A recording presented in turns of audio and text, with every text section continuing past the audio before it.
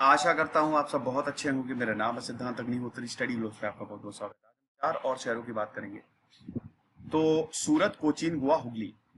सबसे पहले बात करेंगे हम सूरत की। सूरत जो कि बहुत ही खूबसूरत शहर, भारत के सबसे खूबसूरत शहरों में से। कमेंट बॉक्स में बता दो भैया कौन कौन सूरत से है। डायमंड सिटी बोला जाता है सूरत का। म्युनिसिपल कॉर्पोरेशन भारत का सबसे अमीर म्युनिसिपल कॉर्पोरेशन है, तभी इतना डेवलपमेंट हो रहा है। ब्रिज सिटी बोला जाता है, सबसे ज्यादा ब्रिज आपको यहीं पे मिलेंगे। ताप्ती नदी के किनारे सूरत बहुत ही खूबसूरत है। तो सूरत की बात करेंगे सबसे पहले। ये लेक्चर लंबा होगा क्योंकि 4 शहरों की बात कर रहा हूं, 4 काफी बड़े शहर हैं। सूरत ताप्ती नदी के किनारे जो है वो स्थित है। 10वीं शताब्दी में चालुक्यास जो थे यहां से कंट्रोल करते थे। क्यों कंट्रोल करते थे? चालुक्यास के पास ये रीजन था, बहुत ही फर्टाइल रीजन है क्योंकि ताप्ती नदी के किनारे है।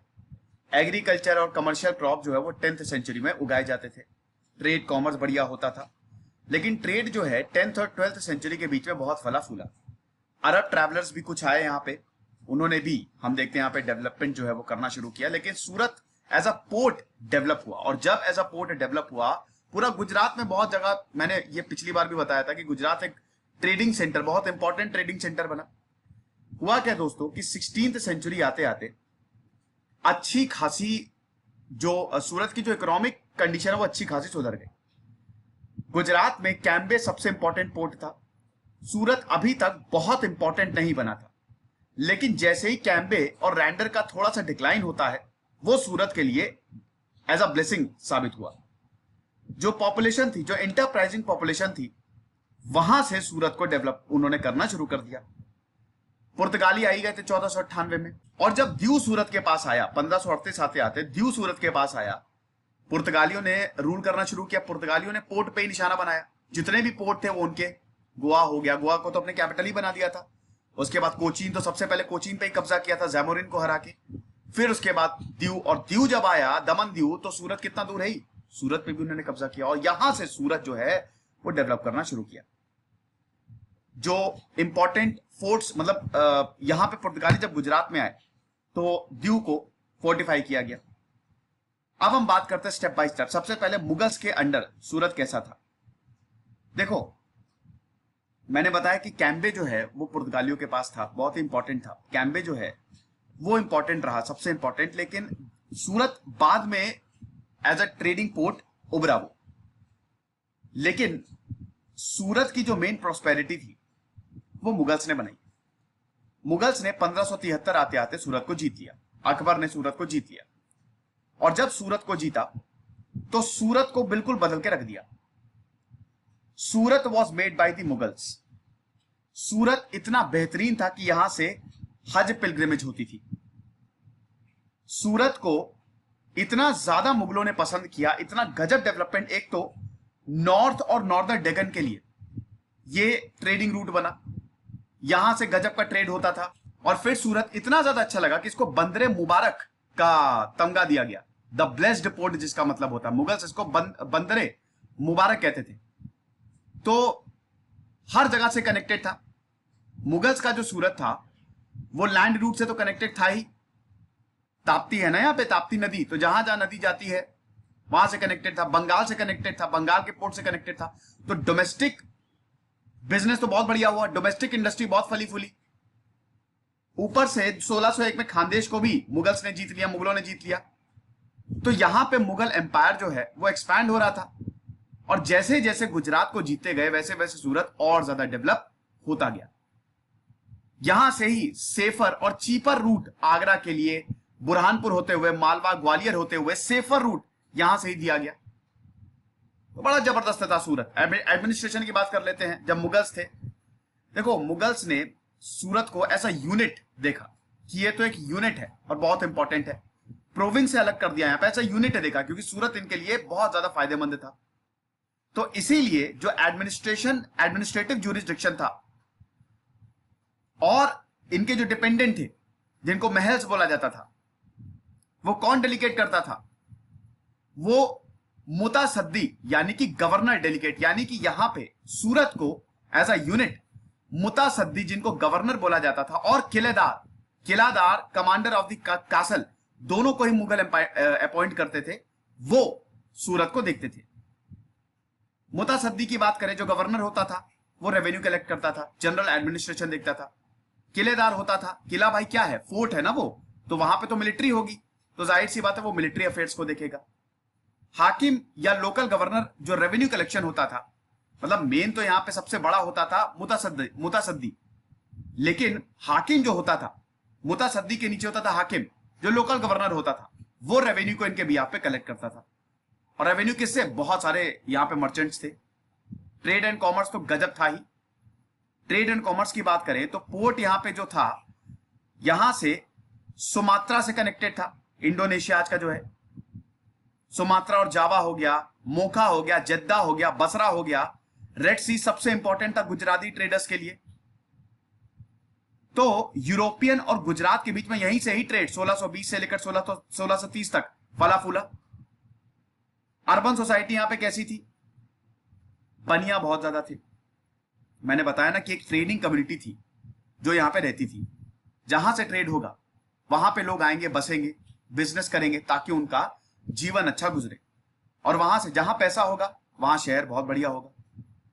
तो गुजराती बनिया होते थे, मारवाड़ी, खत्री, जैन मर्चेंट्स, ये सब यहां पे रहते थे।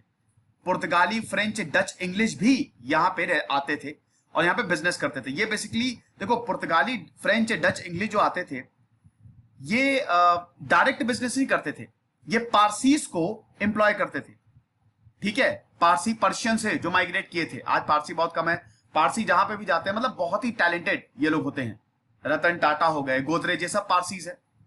आप देख लीजिए जितने भी पारसीज हैं उनका इतिहास देखिए, शानदार। और ये इतिहास इनका बहुत पुराना है। तो जितने ये यूरोपियंस होते थे, ये पारसीज को ब्रोकर, डायरेक्ट बिजनेस नहीं होता था, क्योंकि बनियों से यहां बहुत ही स्टिफ कंपटीशन था। और बहुत इंपॉर्टेंट एंटरप्रेन्योर ग्रुप था ये लोग। मुस्लिम्स मर्चेंट्स भी थे, लेकिन मुस्लिम मर्चेंट्स यहां पे शिप को ओन करते थे। जो मारवाड़ी होते थे, खत्रीज होते थे, जैन्स होते थे, वो बिजनेस करते थे। लेकिन जो शिप, भाई ये एक्सपोर्ट इंपोर्ट शिप से ही तो होगा, वो मुस्लिमों के पास होता था। बोहरा और छालेबीज, ये तो बहुत इंपॉर्टेंट, CHELLABIES और BOHRAS, बोहरा और छलाबीज, ये तो इंपॉर्टेंट सेक्ट थे मुस्लिम के, जो बहुत बढ़िया काम कर रहे थे, शिप जिनके पास होते थे। फिर उसके बाद 17th सेंचुरी में यूरोपियंस आ गए, और जब यूरोपियंस आए तब तो अर्बनाइजेशन एक दूसरे ही लेवल पे पहुंच गया। इंग्लिश ने तकरीबन 10 मिलियन यूरो यहां पे दिए, और सूरत जो है इंग्लिश के लिए एक सोर्स ऑफ इनकम बना। डच भी यहां पे आए, फैक्ट्री इन्होंने, सब जगह डच ने फैक्ट्री क्लोज कर दी थी, खाली सूरत में। तो सूरत में यहां पे स्पाइस बहुत बढ़िया होता था, तो स्पाइसेस का जो ट्रेड होता था वो सूरत से होता था। तो अर्बन सेंटर जो, अगर अर्बनाइजेशन ऑफ सूरत की बात करें तो सूरत जो है बहुत तेजी से बढ़ा, लेकिन ये वर्टिकली बढ़ा, हॉरिजॉन्टली नहीं बढ़ा। मतलब सबसे ऊपर से नीचे यहां पे जो गवर्नर होता था वही सूरत को कंट्रोल करता था। सूरत को फोर्टिफाई कर दिया गया। सूरत को, क्योंकि देखो शहर में पैसा बहुत ज्यादा था, जहां पे पैसा होगा उसको फोर्टिफाई किया ही जाएगा। हालांकि डिफेंस इसका बहुत वीक था, डिफेंस इसका इतना वीक था, 200 मुगल ट्रूप्स यहां पे खाली रहते थे। सूरत को प्लंडर कर दिया था ना मराठाओं ने, शिवाजी ने बैंड बजा दी थी मुगल्स की, तो 2 बार प्लंडर किया है। पहला अटैक सूरत पे जब मराठा ने किया था, एम्परर औरंगजेब का मूड खराब हो गया था, तब एम्परर औरंगजेब ने 10 फीट लंबी दीवार बना दी थी, और उस वॉल को शेरपना बोला जाता था। सॉरी, शहरपना बोल रहा, शेरपना बोल रहा, शहरपना, the safety of the city. 15 साल में इसको कंप्लीट किया गया था, लेकिन इसके बावजूद कुछ खास नहीं हुआ। दोबारा मुगलों ने यहां पे अटैक किया, सॉरी यहां पे मराठाओं ने अटैक किया। ठीक है, और ये जो फोर्टिफिकेशन है काफी टाइम तक चलता रहा। 1717 में भी औरंगजेब के जाने के बाद भी फर्रुखसियार ने आलमपना बनवा दी, यानी कि आउटर वॉल बनवा दी, ताकि कोई हमला ना कर सके। 2 लोकेलिटीज यहां पे हमको देखने को मिलती हैं, जैसे हम ज्यादातर अर्बन सेंटर्स में देखते हैं, जैसे इंपॉर्टेंट बिल्डिंग, कासल्स हो गए, इंपॉर्टेंट बिल्डिंग्स हो गई, कासल्स हो गए, कस्टम हो गए, मिंट हो गए, ये सब कोर ऑफ द सिटी थे। सेंट्रल कोर में, मतलब सूरत के बीचों बीच जहां पे बड़ी बड़ी बिल्डिंग्स थी, सेटलमेंट जहां पे डेवलप हुए, वहां पे बड़े बड़े लोग रहते थे, मुस्लिम नोबल रहते थे, बिजनेस क्लास रहते थे, मर्चेंट्स रहते थे, ट्रेडर्स रहते थे। लेकिन जो सिंपल हाउस होते थे वहां पे सोल्जर्स, आर्टिजन, सर्विस क्लास, पेटी ट्रेडर्स, ये सब रहते थे। ठीक है, गार्डन तो होगा ही, और गार्डन यहां पे दोनों मुस्लिम और हिंदू दोनों ही यहां पे अच्छे से रहते थे। देखिए एक चीज आपको देखने को मिलेगा कि यहां जो सोर्सेज मिलते हैं उसको, उससे हमको ये पता चलता है कि झगड़े नहीं होते थे सूरत में। हालांकि हुआ है झगड़ा, अभी मैं बताऊंगा, सूरत में दंगे हुए हैं, वो मैं बताऊंगा, और वो बहुत बड़ा कारण बना सिटी के डिक्लाइन की। सूरत की सिटी इसीलिए डिक्लाइन हुई। तो ये है, सब लोग बाकी ठीक से, मतलब हिंदू मुस्लिम सब सही से रहते थे। मुगल्स के जो मैंसन्स होते थे वो ज्यादातर स्टोन से ही बनाए होते थे। वेल्दी मर्चेंट्स के भी ऐसे ही होता था। जो अमीर लोग होते थे उनको तो काफी ज्यादा यहाँ पे रियायत देखने को मिलती थी। खूब बड़ा मकान होता था, गार्डन भी होता था। जो उनके घर थे वो बैम्बू से बने होते थे। सिटी हालांकि काफी कंजेस्टेड थी क्योंकि सूरत बहुत लोग यहाँ पे रहते थे, पॉपुलेशन बढ़ गई थी, और यहाँ पे सीवेज सिस्टम भी नहीं था। तो और दिक्कत, कई बार एपिडेमिक भी फैले। 1680 में यहाँ पे एक एपिडेमिक फैला था। लेकिन सूरत कंटिन्यूअसली एक्सपैंड कर रहा था, 17th सेंचुरी में कंटिन्यूअसली एक्सपैंड ही करता रहा। और यहाँ पे बहुत सारी फैक्ट्रीज भी बनाई गई जिसमें आर्टिशियंस काम करते थे, वीवर्स काम करते थे। टेक्सटाइल सेंटर भी था सूरत। डायमंड सिटी तो अभी है ही। अब हम बात करते हैं डिक्लाइन ऑफ सूरत की। देखो क्या क्या इंपॉर्टेंट फैक्टर्स थे जिससे सूरत का डिक्लाइन हुआ। एक तो जो एशिया में पावर्स का कोलैप्स हुआ, सफाविद, ऑटोमन और मुगल्स में लगातार जो है, ये तीन पावर ऑफ एशिया, ये तीन सबसे इंपॉर्टेंट पावर्स थी। अब मैंने आपको बताया कि जो ट्रेड एंड कॉमर्स था सूरत का, वो इसलिए डिक्लाइन हुआ क्योंकि सफाविद डिक्लाइन हुए, ठीक है। और रेड सी में एक सिविल वॉर हुआ। सिविल वॉर यमन में हो गया था, लेकिन इसका ट्रेड एंड कॉमर्स पे बहुत ज्यादा फर्क पड़ा। भाई इकोनॉमी जो थी वो डिपेंड करती थी वेस्ट एशिया और गुजरात। अब वेस्ट एशिया में तो सिविल वॉर हो गया, तो वेस्ट एशिया में सिविल वॉर हो गया तो यहां से कहां ट्रेड करोगे, कहां बेचोगे, ये एक बहुत बड़ा। तो इसीलिए जब पर्शियन गल्फ और रेड सी में इकोनॉमी डिक्लाइन हुई, सूरत इफेक्ट हुआ। साथ ही साथ 1707 में जब औरंगजेब की मृत्यु हुई तो मुगल का डिक्लाइन शुरू हो गया। बहुत सारे जो औरंगजेब के अंदर थे, मुगल्स के अंदर थे, उन्होंने ऑटोनॉमी घोषित कर ली, वो अलग हो गए। तो मुगल्स जब जहां पे वीक पड़े वहां पे सूरत जो है, सूरत में बहुत वेल्दी मर्चेंट जो हैं उन्होंने, वो अलग हो गए। ये भी दिक्कत था। तो होता क्या था कि सूरत, अब जैसे मुगल्स का डिक्लाइन हुआ तो आगरा, लाहौर, बनारस, इन सबसे सूरत अलग हो गया। जब तक मुगल का स्ट्रॉन्ग एडमिनिस्ट्रेशन था औरंगजेब तक, तब तक यहां से कनेक्टेड था। लेकिन जैसे ही डिक्लाइन हुआ, क्योंकि यहां पे ऑटोनॉमी होगी, बहुत सारे एरिया में ऑटोनॉमी होगी, तो सूरत जो है वो अलग होने लगा। फिर एडमिनिस्ट्रेटिव सिस्टम भी जो मुगल्स ने बनाया था वो धीमे धीमे कोलैप्स होने लगा। सिटी रेवेन्यू जो है उसका फ्लो, पैसे का फ्लो बहुत कम होने लगा। सबसे इंपॉर्टेंट जो चैलेंज, सबसे इंपॉर्टेंट चीज यहां पे वो थी, सूरत को मराठाओं ने 2 बार बर्बाद किया।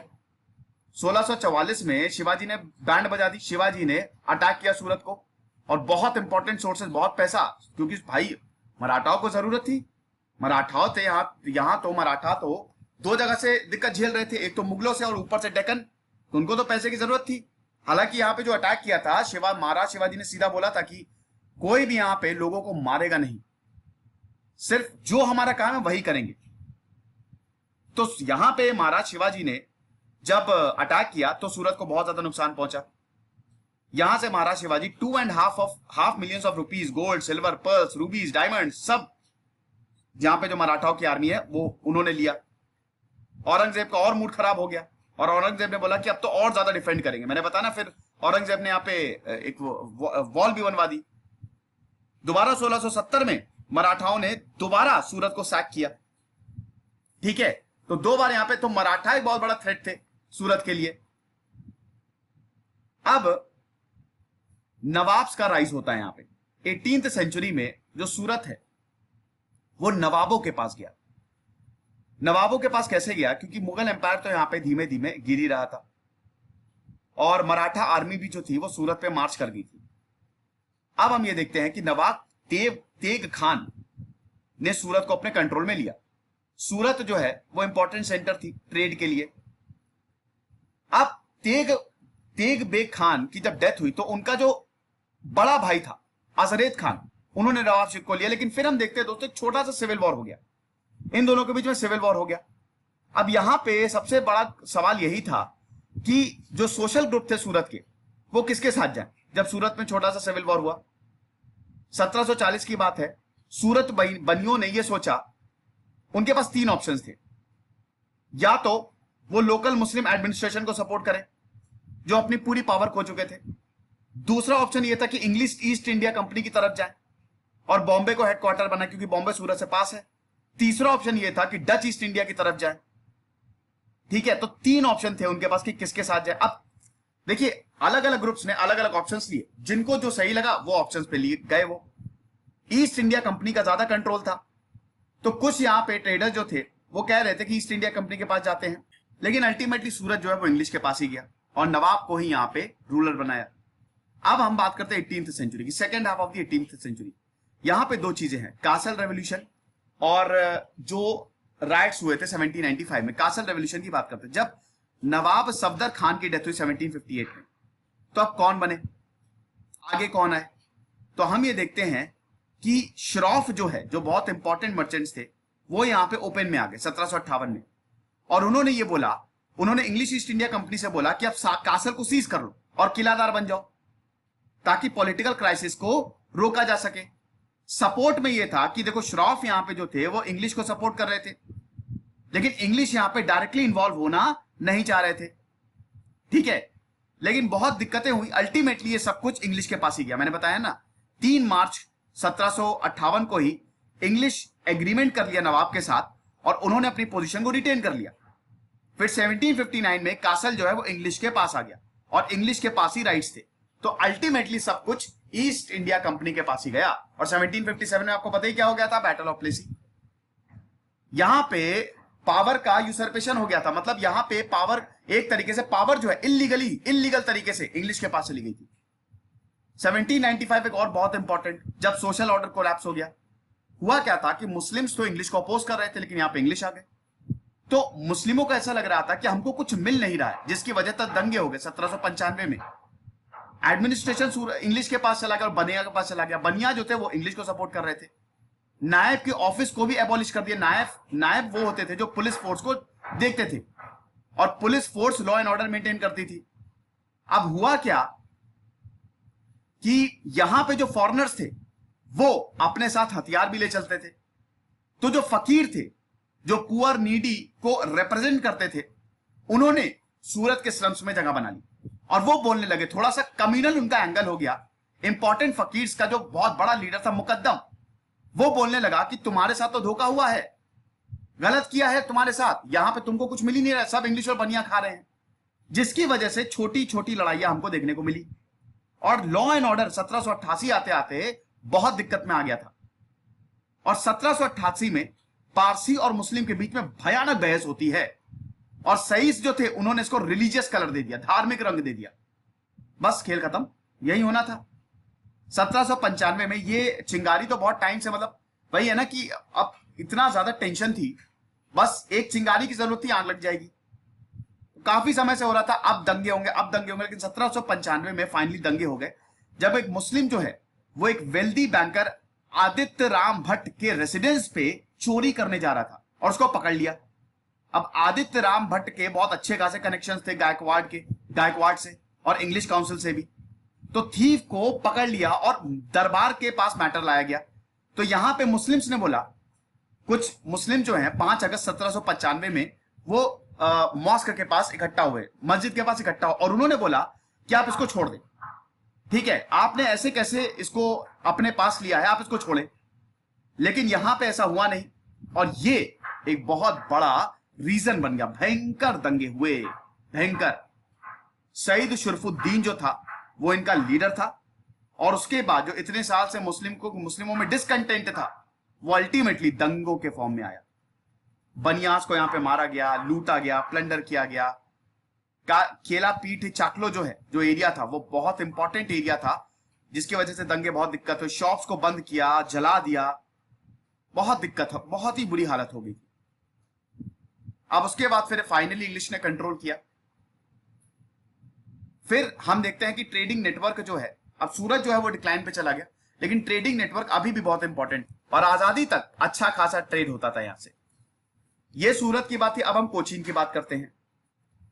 कोचीन की बात करें दोस्तों तो 1341 में हमको कोचीन को देखने को, वैसे तो कोचीन बहुत टाइम से ही थी, और यहां पे जब फ्लड्स आए 1341 में पेरियार नदी में, तब हमको कोचीन और ज्यादा देखने को मिलता है। मतलब बहुत यहां पे फिजिकल चेंज हो गए, फ्लड्स आते हैं ना तो फिजिकल चेंजेस भी होते हैं। तो फ्लड वाटर जो है वो northern branch of the Periyar में मूव कर गया। अब यहां पे ज्यूज ने भी माइग्रेट किया था, ज्यूज का भी माइग्रेशन हुआ था, बहुत लोगों को पता नहीं है। ज्यूज जो है वो केरल में रहते थे, और केरल टू कोचीन जो है वो जैसे ही कोचीन 1341 में आया, ज्यूज ने माइग्रेट करना यहां पे शुरू किया। लोकल जो पॉलिटिकल पावर थी उनको कैलवथी बोला जाता था, जहां पे लोकल पावर को कैलवथी बोला जाता था। एक लोकेलिटी थी जहां पे main power of the king थी। 15th सेंचुरी आते आते इकोनॉमिक एक्टिविटीज बहुत ज्यादा हुई। मर्चेंट जो मुस्लिम ट्रेडर्स हो गए, ज्यूइश हो गए, ये सब यहाँ पे आते थे, बिजनेस करते थे। साथ ही साथ चेतियार्स, गोल्ड स्मिथ, कोंकणीज, मुस्लिम्स, ये सब भी आते थे। अमरावती एरिया को इन्होंने ऑक्यूपाई किया था। तो हम ये देखते हैं कि 15th सेंचुरी में कोचीन जो है प्रॉपर शहर में डेवलप होना शुरू हो गया। इसी दौरान second wave of Jewish migration भी होती है, ये भी हम देखते हैं। अब हम बात करते हैं establishment of the city of Santa cruise of Cochin. Cochin में एक बहुत ही इंपॉर्टेंट शहर था सेंटा क्रूज। देखो, पुर्तगाली ने कोचीन को जीत लिया था, आपको पता ही है। 1506 आते आते बैटल ऑफ कोचीन लड़ी गई थी और कोचीन पूरा पुर्तगालियों के पास चला गया था। तो जैमोरिन रूल करता था और अल्टीमेटली कोचीन, यहाँ पे पुर्तगाली जो है वो कोचीन को रूल करने लगे बाद में। तो यहां पे जो स्टैब्लिशमेंट थी कोचीन की, एक रॉयल चार्टर जो है वो कोचीन में पास किया गया और इसको एस्टाडो डा इंडिया का यूनिक स्टेटस दिया गया। एस्टाडो डा इंडिया यानी कि it was to be administered not only by a captain but also by a municipal council, जहां पे मेंबर्स को सिलेक्ट किया जाएगा from the married citizens of the Portuguese city of India. यानी कि यहां पे पुर्तगीज लोगों को शादी करनी पड़ेगी, तभी यहां पे म्युनिसिपल काउंसिल में ये लोग सिलेक्ट होके आ सकते हैं। ठीक है, तो जो पुर्तगाली आदमी शादी करेगा उन्हीं को ही वोटिंग राइट है, रिप्रेजेंटेशन है। शादी करना बहुत ज्यादा जरूरी होती थी। तो 1527 में हम देखते हैं 160 पुर्तगाली आदमी थे जिन्होंने शादी की in the city of Santa cruise of Cochin. ठीक है, अब अर्बन स्पेसेस की बात करते हैं। बहुत सारे क्रिश्चियंस जो हैं वो यहाँ पे आए, सेटल हुए। इनफैक्ट पुर्तगाल से भी बहुत सारे क्रिश्चियंस आए। बहुत सारे यहाँ पे जो लोग जो बिजनेसमैन रहते थे वो क्रिश्चियनिटी में कन्वर्ट हो गए। उस समय कोचीन को एक लिबरल अर्बन यूनिट जो है वो बोला जाता था और बहुत ही इंपॉर्टेंट प्राइम सेंटर था ये क्राउन ट्रेड के लिए। देखिए, पुर्तगाल में तो राजा महाराजा का रूल था, तो ट्रेड के लिए ये एक प्राइम सेंटर था। और कोचीन में धीमे धीमे जो पुर्तगाली जो शादी करते थे, ठीक है, उनकी इंपॉर्टेंस बहुत ज्यादा थी। तो जो मैरिड रेसिडेंट्स थे धीमे धीमे उनकी तादाद बढ़ती गई। 1542 में 300, 1546 में 570 और ऐसे ही, ठीक है, मैरिड सेटलर्स जो हैं वो यहाँ पे सेटल होते गए। और जो लोग थे, लोग कैसे थे, देखो, पुर्तगाली तो यहाँ पे आके रह ही रहे थे। 1505 से कोचीन उनके पास, 1505 में जब बैटल ऑफ कोचीन लड़ी गई तो इनके पास चला गया। और यही जो पुर्तगाली मैरिड मैन थे, मैरिड पीपल थे, ये सिविल पॉपुलेशन का सबसे इंपॉर्टेंट ये पार्ट थे और इनको एस्टाडो बोला जाता था। तो इसीलिए इनकी जो इंपॉर्टेंस थी वो ज्यादा थी, इनके पास पावर भी ज्यादा थी। अल्फांसो डी एल्बकर्क जो हैं, जो वाइसरॉय थे, गवर्नर थे पुर्तगाली के, उनको यह पता था कि सिविल पॉपुलेशन है नहीं, पॉपुलेशन बढ़ानी पड़ेगी। तो उन्होंने कोशिश की कि पुर्तगालियों से आदमियों को लाएं, सोल्जर्स को यहां पे सेटल करें और जो यहां पे बिजनेस करता वो भी आए, डेमोग्राफी को चेंज करने की कोशिश की। तो इसीलिए बहुत सारे पुर्तगाली जो हैं वो यहां पे सेटल हुए। ठीक है, बहुत सारे ट्रेडर्स यहां पे सेटल हुए, हम ये देखते हैं। एडमिनिस्ट्रेशन जो है वो अर्बन्स के पास था। अर्बन एलिट जो होते थे, जो बड़े लोग होते थे, वो यहां पे एडमिनिस्ट्रेशन करते थे। और पुर्तगीज जो हैं गोवा और कोचीन को अपनी सोर्स ऑफ अथॉरिटी मानते थे। उनके लिए गोवा और कोचीन बहुत ज्यादा इंपॉर्टेंट था। ठीक है, अब हम बात करते हैं कोचीन एज अ शहर कैसा था। देखिए, कोचीन में दो शहर हुआ करते थे। एक था लोअर कोचीन जिसको कोचिम डी बाइस्को, BAIXO बोला जाता था, और दूसरा था अपर सिटी कोचीन डी सिमा, CIMA बोला जाता था। यहां पे जो अपर सिटी थी, अपर कोचीन था, वहां पे अमीर लोग रहते थे। रॉयल पैलेस हो गया, मर्चेंट्स हो गया, टेंपल होता गया। They were located in the city of Cochin.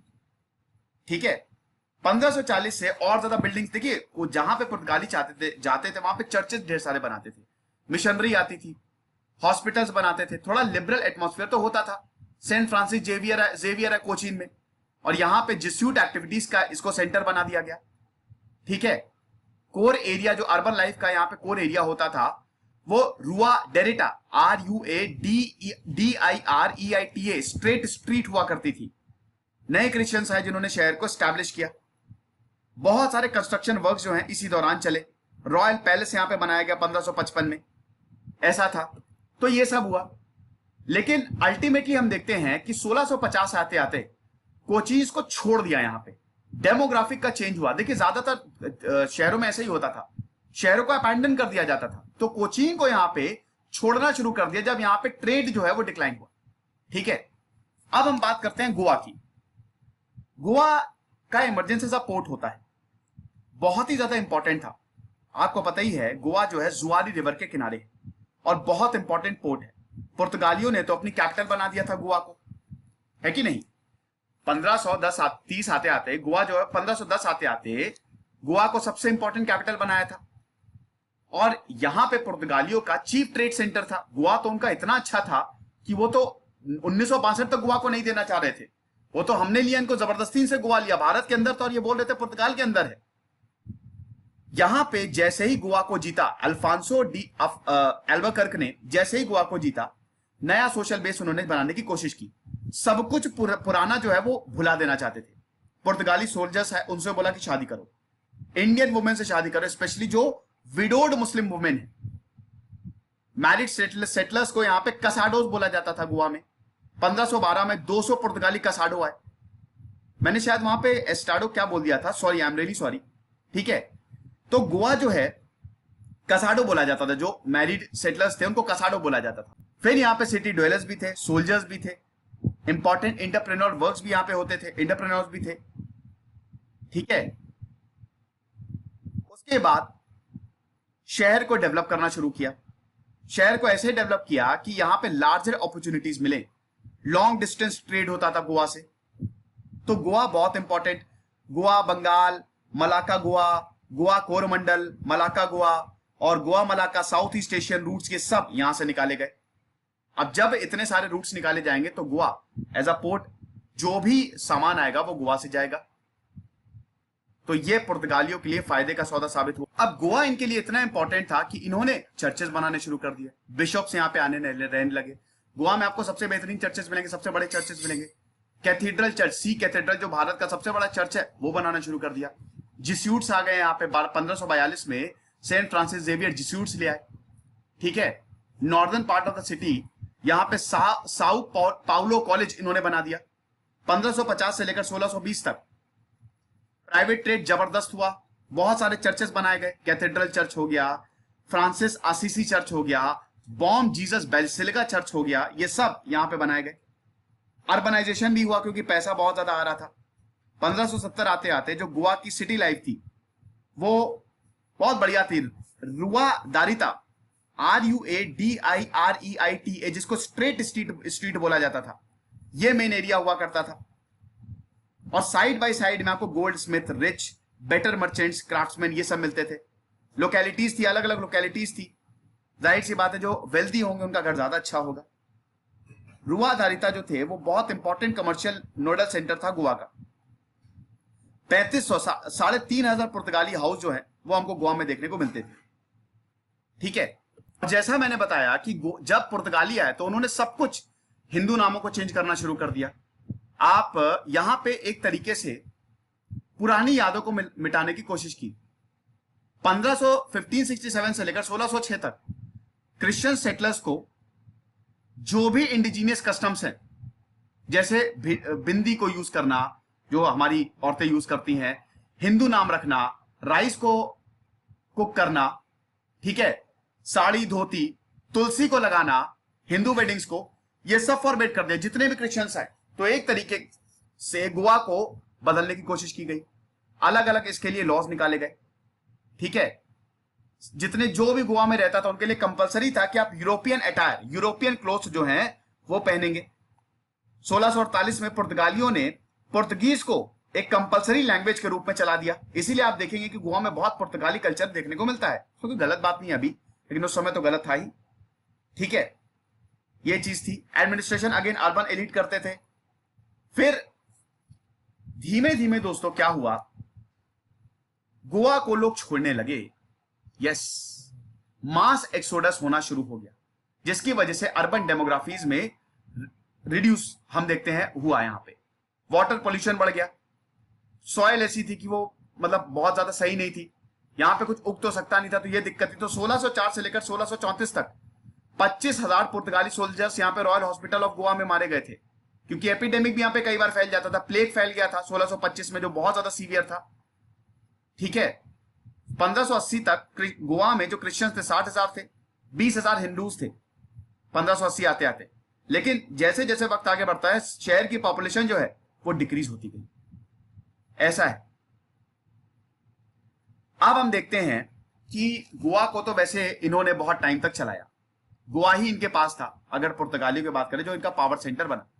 Annual ब्लॉकेड्स भी हुआ करते थे, कई बार क्या होता था कि डच ब्लॉक कर देता था, तो छोटे मोटे युद्ध भी हो जाते थे जब रास्ता ब्लॉक किया जाता था। लेकिन बाद में पावर जो है वो बनिया के पास गई, कोंकणी और जूइश मर्चेंट्स के पास गई, तो इन्होंने थोड़ा सा हेट्रोजीनियस एटमॉस्फेयर बना दिया।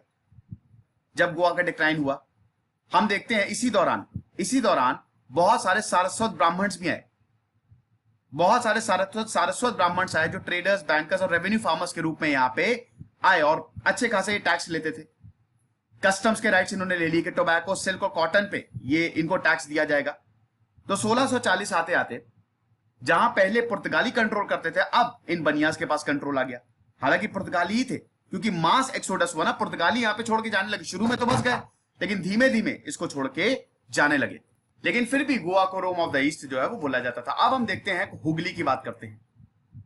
हुगली की बात करें तो अगेन ये पुर्तगालियों के लिए एक और इंपॉर्टेंट सेटलमेंट था, लेकिन गोवा की तरह पुर्तगाली जो है बहुत स्ट्रांग रहे और 1962 पे हुगली को छोड़ा।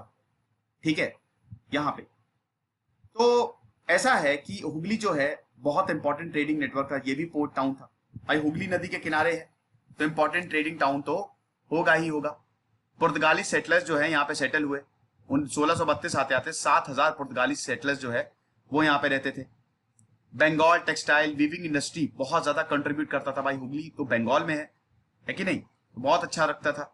वीवर्स, स्पाइनर्स ये बंगाल से ब्राजील भेजे जाते थे, और पुर्तगाली जो है वो टेक्सटाइल वीविंग मतलब पुर्तगाली चाहते थे कि भारत की जो टेक्सटाइल है, जो वीविंग इंडस्ट्री है, वो पूरी दुनिया में फैले। हुगली की सबसे अच्छी बात थी कि ट्रेडिंग नेटवर्क बहुत बढ़िया था।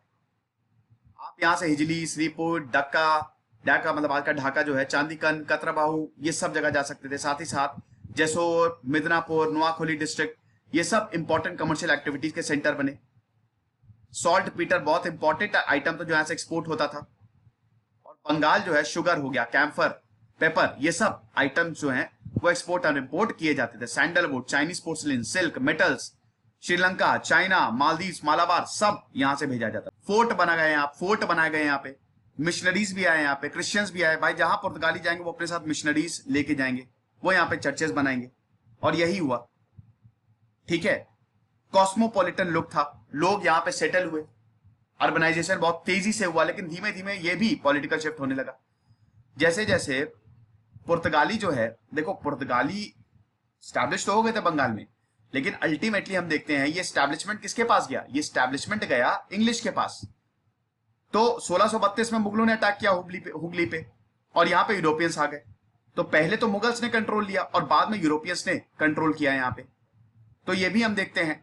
तो पुर्तगाली ने शुरुआत में तो बड़ी पावर थी, लेकिन गोवा में 1962 तक ये रहे, लेकिन हुगली में ऐसा नहीं हुआ कि हुगली अल्टीमेटली पूरा बंगाली यहाँ पे इंग्लिश के पास चला गया। ठीक है, ये चीज है। फोर्ट विलियम जब तक 1800 तक नहीं बना, तब तक हुगली जो था वो इंग्लिश ट्रेड के लिए हेडक्वार्टर था, लेकिन बाद में कलकत्ता इंग्लिश के लिए हेडक्वार्टर हो गया और इंग्लिश ने बहुत जबरदस्त ट्रेड किया। हालांकि डच ने भी अपनी जो फैक्ट्रीज है यहाँ पे बनाई थी, ठीक है, डच ने भी जहां पे पुर्तगालियों की फैक्ट्री थी कुछ ही दूर पे यहां पे फैक्ट्री बनाई थी, लेकिन सब कुछ यहां पे 1757 के बाद, बैटल ऑफ प्लेसी के बाद और बैटल ऑफ बक्सर के पास पूरा बंगाल जो है वो इंग्लिश कंट्रोल करते थे। तो ये लेक्चर थे 4 शहरों को आज हमने समझा। आई होप आपको समझ में आया होगा। लेक्चर लंबा है, ये एग्जाम में लिख के आप आइएगा।